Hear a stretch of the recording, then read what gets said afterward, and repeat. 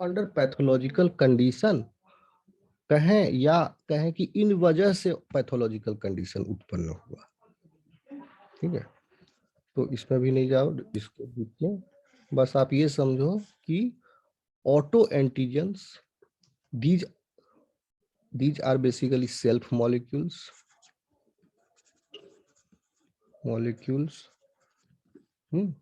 not foreign, and these have become the antigen. These have become the immunogen, so it will cause a problem for the person. तो जब ये antigen ऐसा बन गया, immunogen ऐसा बन गया कि जो जनरेट कर रहा है इम्यून रिस्पॉन्स वो इफेक्टिवली, तो देन ऑटो एंटीबॉडी क्या बनेगा? नाम सुने हैं auto antibody? Auto antigen will lead into the production of auto antibodies, and these antibodies will destruct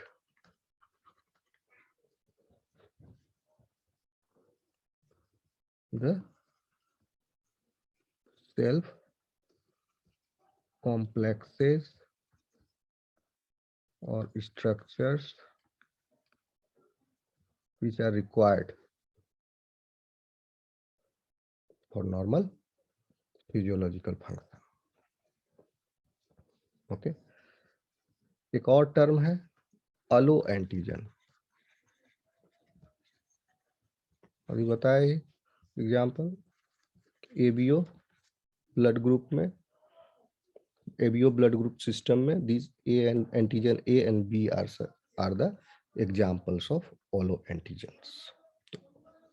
So basically, what are these? These are antigens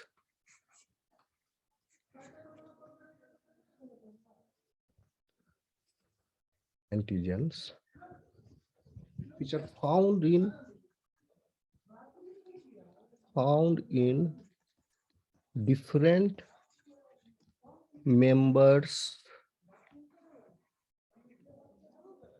of the same species.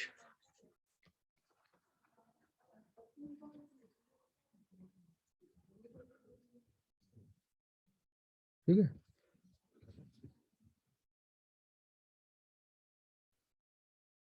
Hello, समझ में आ रहा है student? Yes sir.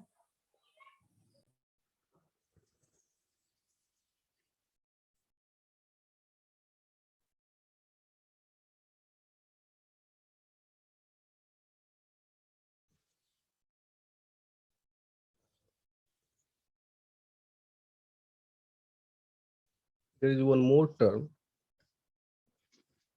which is referred as adjuvants, और एक term है heptane. नाम सुने हो? हेप्टेंस नाम सुना है student? Adjuvant and hapten no sir. Syllabus नहीं पढ़े हो? देखें सर। हेप्टेन तो मेंशन है सिलेबस में, इसी टॉपिक में नीचे। Yes sir. ओके, हम इसको देखो यहाँ पर क्यों कर रहे हैं डिस्कस, हेप्टेन को बाद में करते हैं, क्योंकि बाद में करेंगे तो आप कंफ्यूज हो जाओगे एडजुवान और हेप्टेंस के बीच में। ठीक है, तो यहीं पर डिफरेंस समझ लो, एडजुवांट क्या है, हेप्टेन क्या है। ठीक है, एडजुवांट जो है इसको एक इम्यूनोजेन की आवश्यकता है। पहले यह समझो, इम्यूनोजेन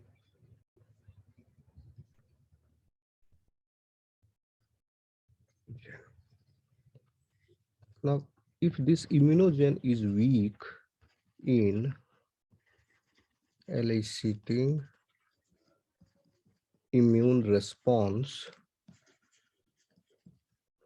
then these are the substances, adjuvants, which enhances the immunogenicity of any added immunogen. So these are the enhancers. और इसका रिजल्ट क्या होगा? स्ट्रॉन्ग इम्यूनोजेनिसिटी या एंटीजेनिसिटी, एक ही बात है, इम्यूनोजेनिसिटी या एंटीजेनिसिटी स्ट्रॉन्ग हो जाएगा। समझ रहे हैं? Adjuvant are the substances which are non immunogenic alone, और ये जब अकेला है तो है नॉन इम्यूनोजेनिक, कुछ नहीं कर सकता है immunogenic alone, but in the present, but it has the ability to enhance a weak immunogen manifold, leading into strong immunogenicity. अब समझ में आया? Adjuvant, have you understood? Yes, sir. अब देखिए हेप्टेन क्या है? Heptane is basically incomplete antigen, इसको आप कह सकते हैं। हेप्टेन का दूसरा नाम incomplete antigen.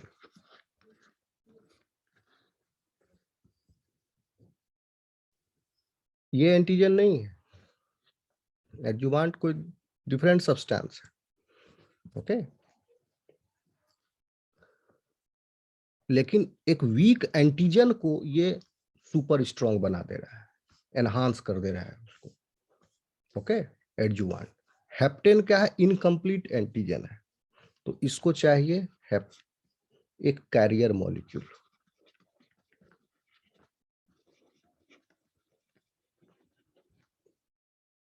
okay, then it becomes complete antigen, and both of them alone are non immunogenic।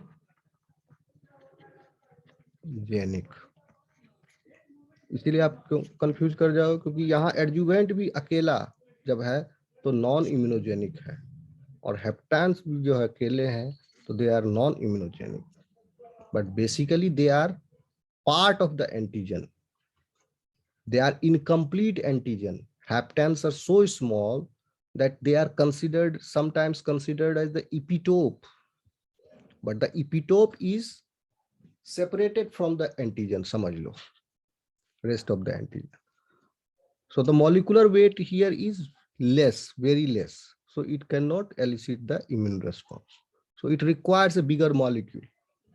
So और उसका combination जो है फिर that makes up the complete antigen, okay students।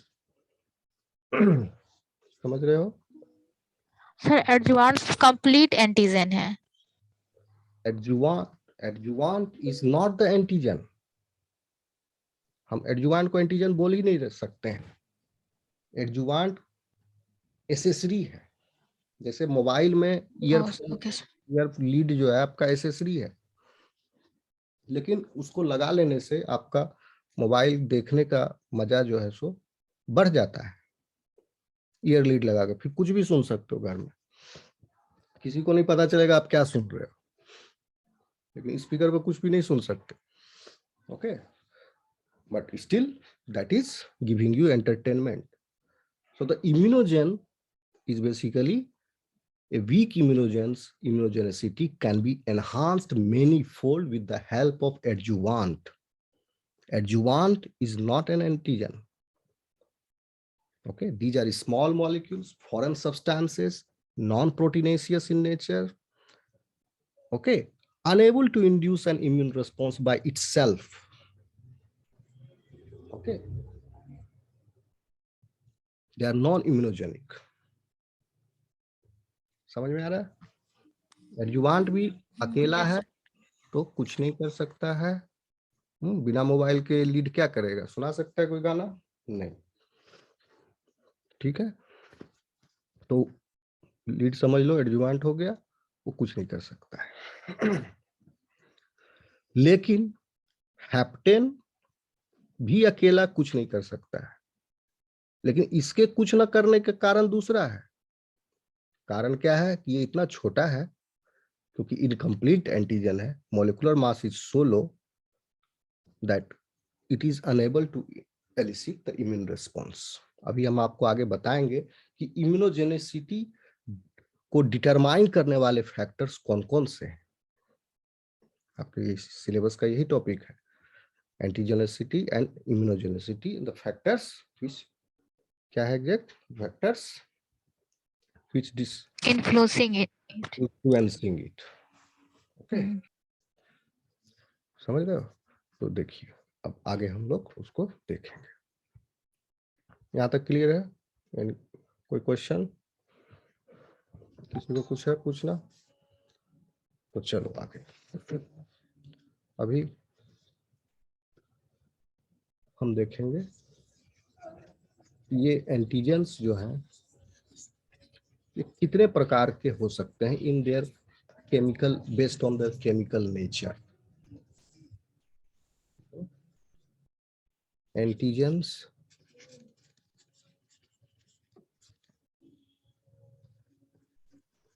their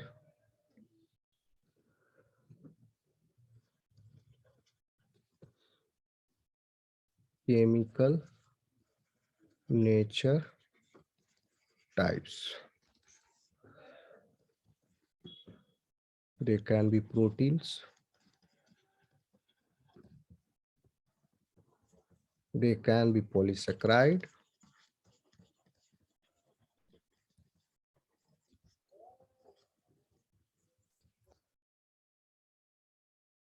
they can be nucleic acid, but nucleic acid अभी हम बताएंगे, ये they are poorly immunogenic nucleic acids.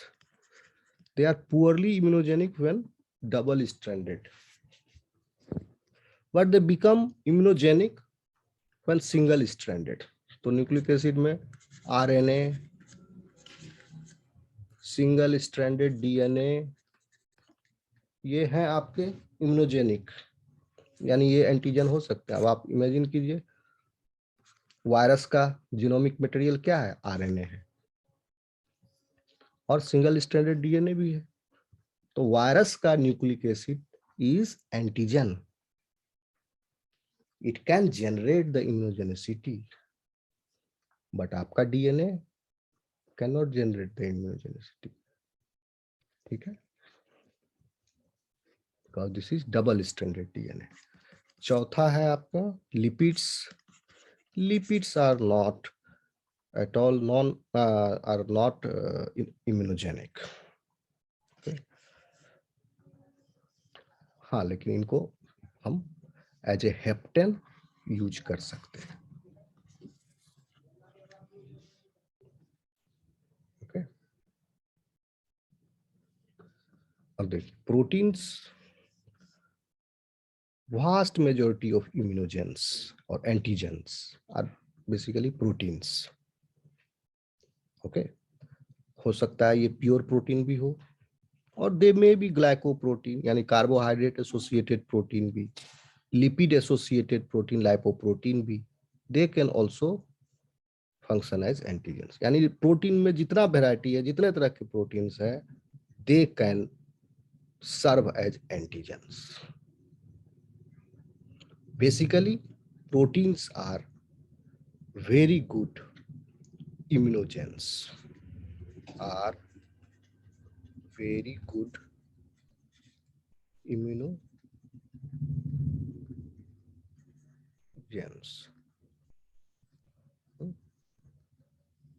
Species A का कोई प्रोटीन जो है in species B will have a great chance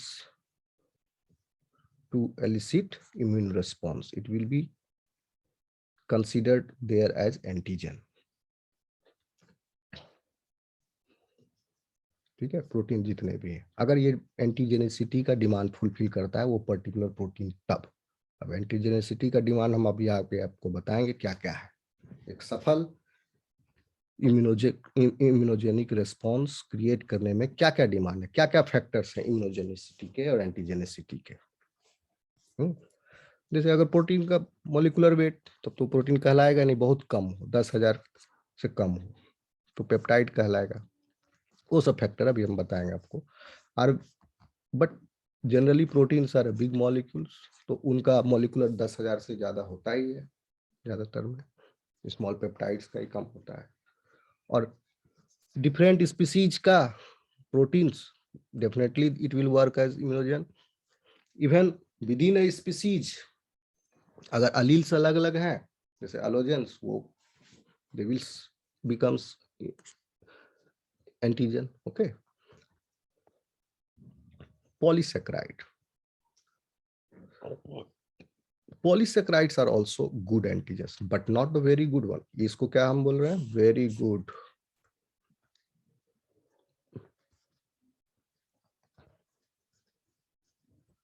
These are very good immunogens, these are good antigens।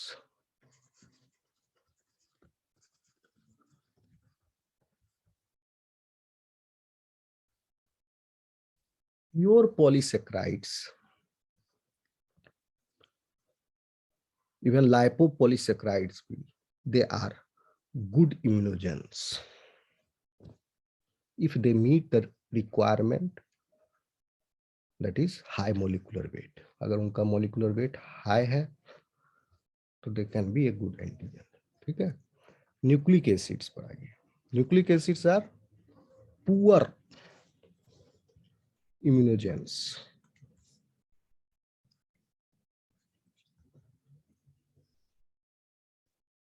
Okay, they are poorly immunogenic, however they may become immunogenic when single stranded DNA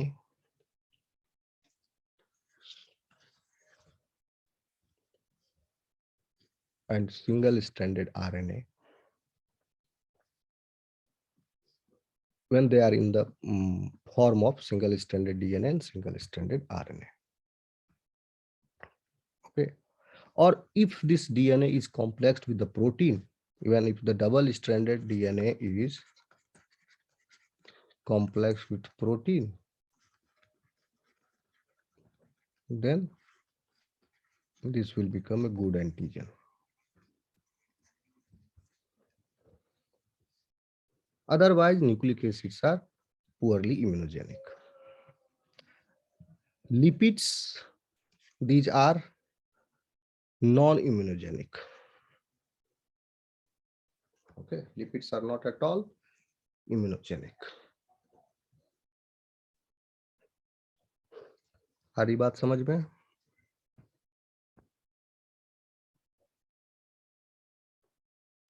Yes, sir.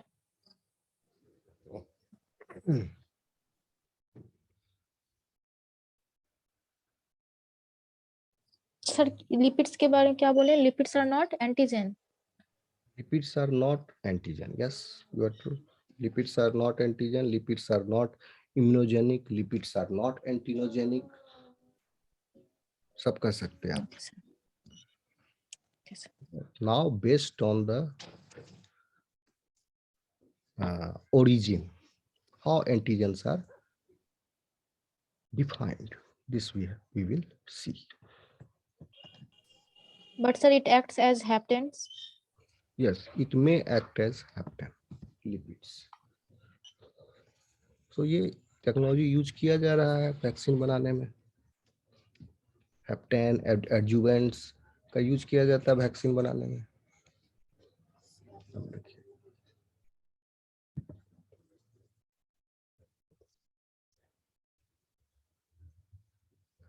Types of, ये types तो हो गया chemical nature के आधार पर। Protein है, carbohydrate है, nucleic acid.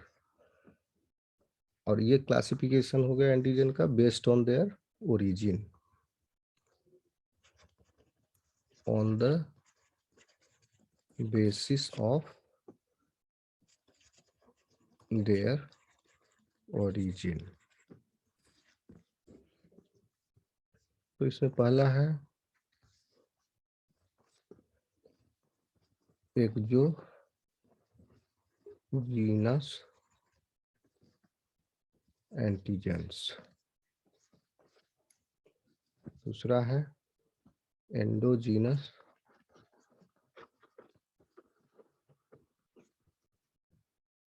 Antigens, तीसरा auto antigens.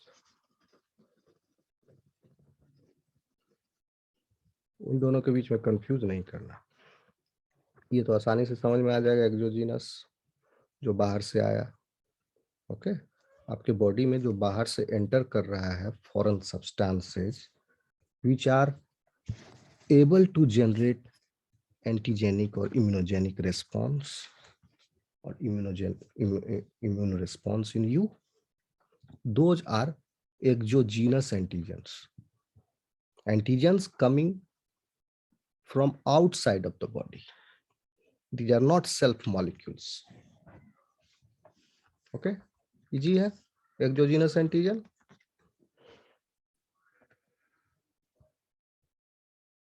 Hello। Yes, sir. Yes, sir. Exogenous antigens enters the body or system, your body का system जो boundary है, and they start circulating in the body fluid। ठीक है, daily आप exposure में हो, सांस ले रहे हो, खाना खा रहे हो, इससे दुनिया भर का एंटीजेंस जो है बैक्टीरिया से, वायरस से, फंजाई से, पैरासाइट से आपकी बॉडी में जा रहा है। And your body is trapping these antigens with the help of antigen presenting sales. हम लोग पढ़ चुके हैं एंटीजन प्रेजेंटिंग सेल्स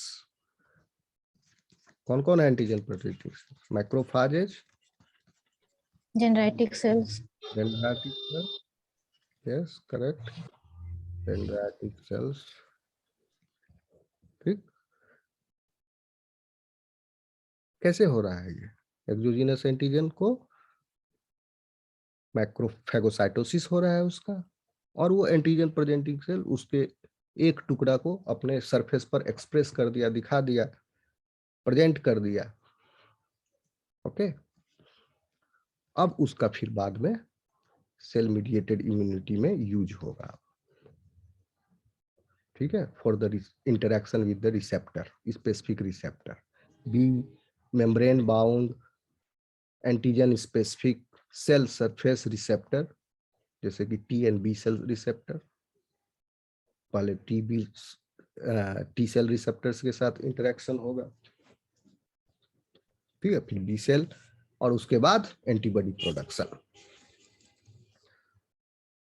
तो आप बच जा रहे हो एक्सोजीनस एंटीजेंस के कंटिन्यूअस अटैक से, क्योंकि इफेक्टिवली आपका इम्यून सिस्टम प्रेजेंट कर रहा है इन एंटीजेंस को किनके पास, जो लिम्फ नोड्स के अंदर में छुपे हुए lymphocyte, T lymphocyte and B lymphocyte at its resting stage। खंडन हो रहा है, म्यूट करो।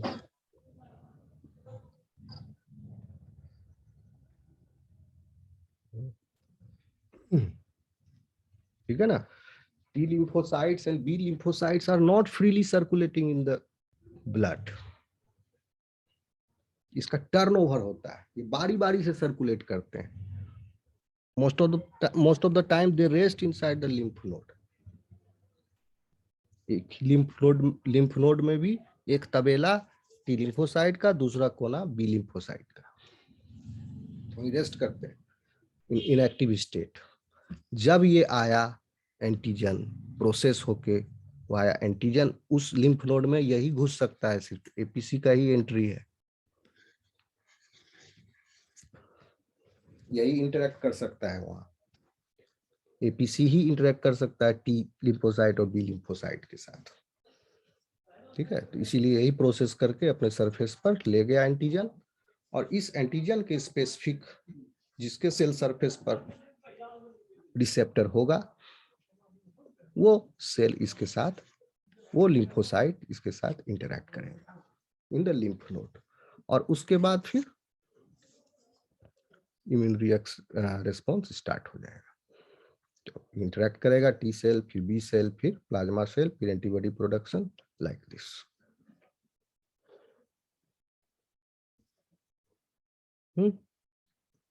आया समझ में?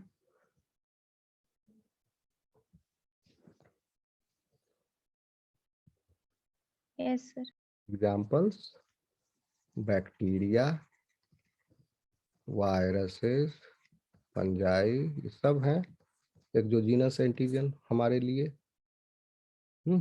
कभी कभी क्या होता है, वायरस का केस बहुत peculiar, virus, if the virus's genome is incorporated in the host genome, ठीक है, वायरस का जीनोम होस्ट के जीनोम में मर्ज कर जाता है, इसीलिए वायरस छुपा रह जाता है, और कभी भी एक्सप्रेस होगा वो अपने जीन को एक्सप्रेस करा लेगा थ्रू होस्ट मशीनरी। तो in this case here, before the incorporation of virus genome into the nuclear genome of the host, this protein molecules or the this nucleic acid of this virus, that will be considered as exogenous. But after the incorporation in the nuclear genome, it will be considered as endogenous antigen. Then,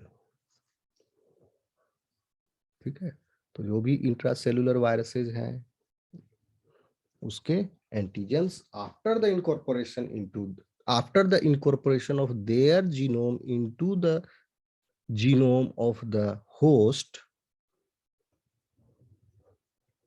and then expression of those genes, viral genes, in using the host machinery in the host cell.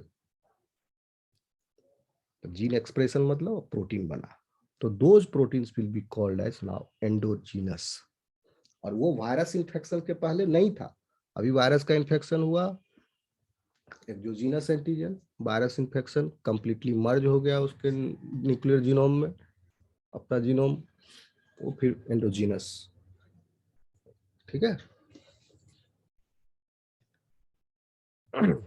Endogenous antigen क्या है? These are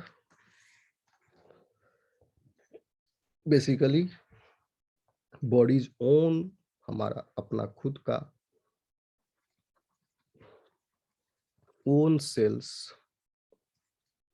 और सब fragments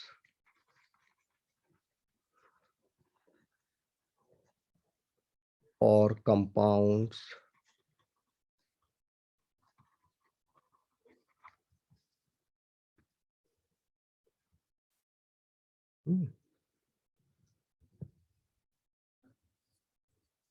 these are basically हमारे अपने ही cell के, या तो पूरा का पूरा सेल है, या उसका टुकड़ा है, या उस टुकड़ा का भी कोई भाग या कोई केमिकल कंपाउंड है, एंडोजीनस। ठीक है, इसको ऑटो एंटीजन से आप कंफ्यूज नहीं करोगे, इसमें अंतर है दोनों में, अभी हम क्लियर कर देंगे आपको। तो देखिए, basically these are our body's own cells or subfragments or compounds or the antigenic products that are produced in our body. And these endogenous antigens are processed by the macrophages, as we have seen in this case. Exogenous antigen के साथ जो व्यवहार हुआ वही व्यवहार endogenous antigen के साथ भी बॉडी करेगा। ओके, जैसे कोई कैंसरस सेल है तो हमारा अपना ही सेल कैंसरस हो गया तो उसको डिस्ट्रॉय करेगा हमारा इम्यून सिस्टम, और करता भी है, इफेक्टिवली कर रहा है.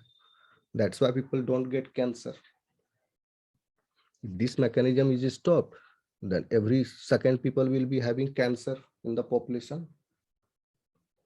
So this mechanism is protecting us from the cancer. Our own cells subfragments of compound. तो सेल जो कैंसरस हो गए या वायरस से इन्फेक्ट हो गए उसको भी ये डिस्ट्रॉय करता है. ठीक है, समझ में आ रहा है स्टूडेंट्स? जैसे यहाँ पर Yes, sir. हो रहा था वैसे यहाँ भी हो रहा है. बीच में कौन है? एपीसी है. एपीसी इसको भी लगेगा, एंडोजीनस एंटीजन को भी क्लियर करने में. ओके. हाँ, इसका ये है कि एक स्पेशल तरह का सेल, टी सेल, जिसको कहते हैं साइटोटॉक्सिक टी लिम्फोसाइट्स, वो इन्वॉल्व है यहाँ in this, in the clearance of endogenous antigens. Okay. Endogenous, because endogenous antigens are processed by macrophages and dendritic cells, which are later accepted by cytotoxic T lymphocytes. ठीक है, APC direct जो है cytotoxic T lymphocyte को present कर दिया. किसको? वो sales जो वो एंटीजेंस जो कि क्या थे? एंडोजीनस थे. तो अब देखिए सीक्वेंस ऑफ इवेंट समझिए. एंडोजीनस एंटीजेंस को एपीसी, यहाँ पर एपीसी सपोज मैक्रोफाज है, मैक्रोफाज अटैक करेगा कैंसरस सेल पर या सब फ्रेगमेंट पर या कंपाउंड पर, and it will engulf it, और उसके बाद प्रोटियोलिटिकली उसको क्लीव कर दिया इन देयर फैगोसोम, और उसके बाद उसको एक्सप्रेस करा दिया अपने सरफेस पर. And if that is recognized as endogenous antigens expressed on the surface of these APCs, then cytotoxic T lymphocytes directly come in the action for the degradation of such macrophages. Okay, students. So here mechanism same है. यहाँ पर क्या हो रहा था? APC के बाद आ रहे थे, किससे इंटरेक्ट हो रहा है? T lymphocyte and B lymphocytes present in the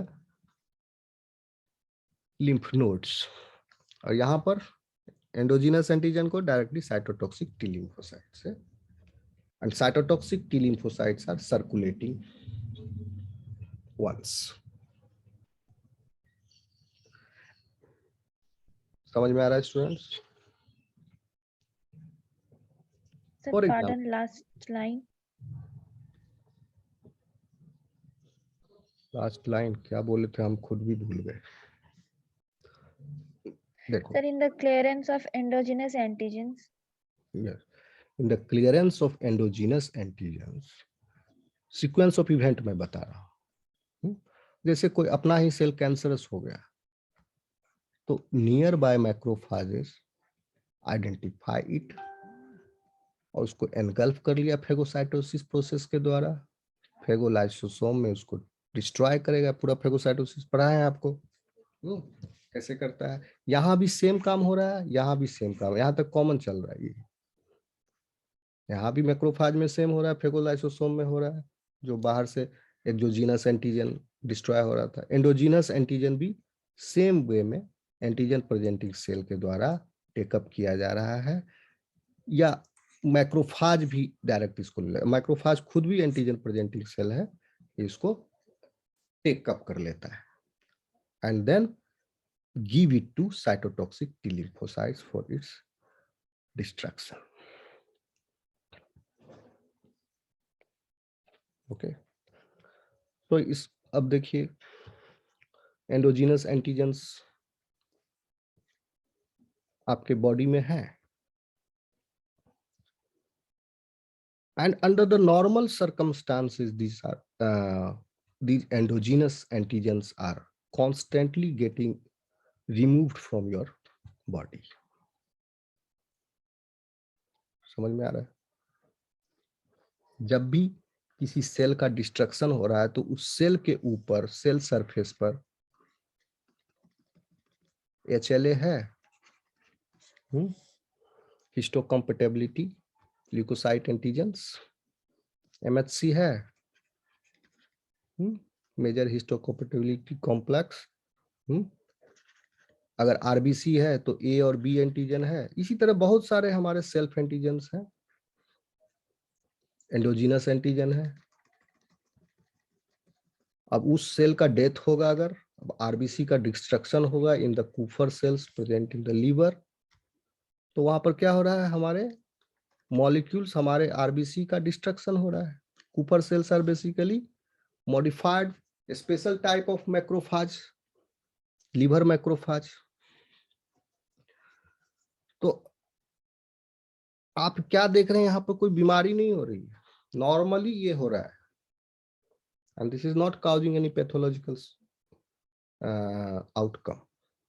if this stops और इसमें कहीं प्रॉब्लम आ गया, हिंड्रेंस हो गया, तब जाके पैथोलॉजिकल आउटकम है, बीमारी हो रही है। लेकिन ये प्रक्रिया चलती रह रही है तो ठीक है, सब नॉर्मल चल रहा है। क्योंकि जो अपना पराया हो जाए, दुश्मन बन जाए जान का, उसको उड़ा देने में फायदा है। तो जो अपना पराया हो गया उसको उड़ा दिया, उस पराया का जो छोटा छोटा रिलेटिव था उसको भी उड़ा दो, उसके बच्चों को भी उड़ा दो, सबको उड़ा दो, जो दुश्मन है हमारे जान का। तो बेसिकली ये डिफेंस और अटैक में ही चलता है, उसको मारोगे तभी बचेंगे।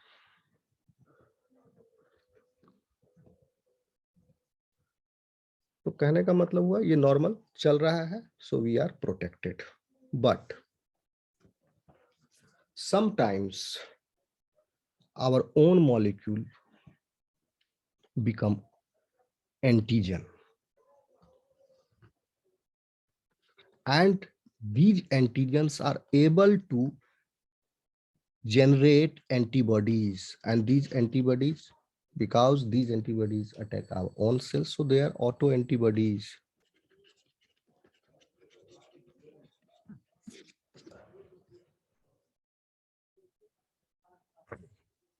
ओके, तो यहाँ पर थोड़ा सा आपको कंफ्यूजन हो रहा होगा, बट आप उसमें मैं क्लियर कर देता हूँ, उसी ब्लड ग्रुप वाले एंटीजन को लेकर के ही।